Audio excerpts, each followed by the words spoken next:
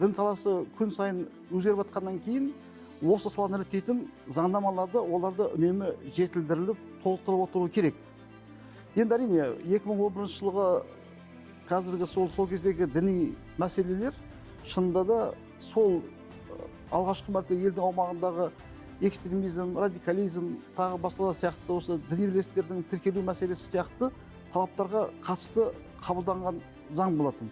Біз зайырлы мемлекетпіз.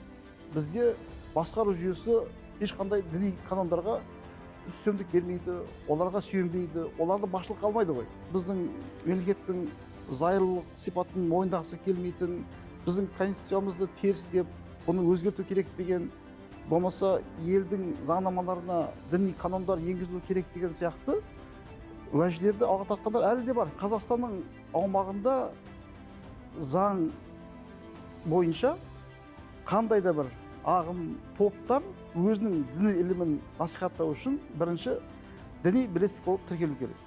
Бұл заңның талабы. Теріс ағымдарға кімдер кетіп жатады? Біріншіден діни сауаты төмендер, екіншіден әлеуметтік осал топтар кетіп жатады. Сондықтан біз жастар болғаннан кейін бір-бірімізді теріс деместен, бір-бірімізге дос болып, бауырмашыл болып, әр уақытта көмектесіп жүруіміз керек.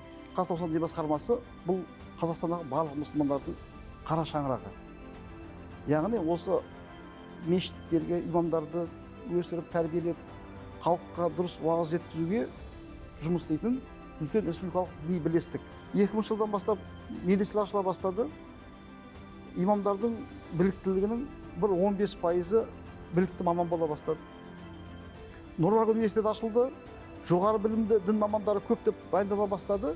Яғни муфтияттың өзі де надандықпен, сауатсыздықпен қатты күресіп жатыр. Жастар дінге қызыққаннан гөрі білімге көбірек қызығу керек. Елдің болашағын құтқаратын бұл білім мен ғылым.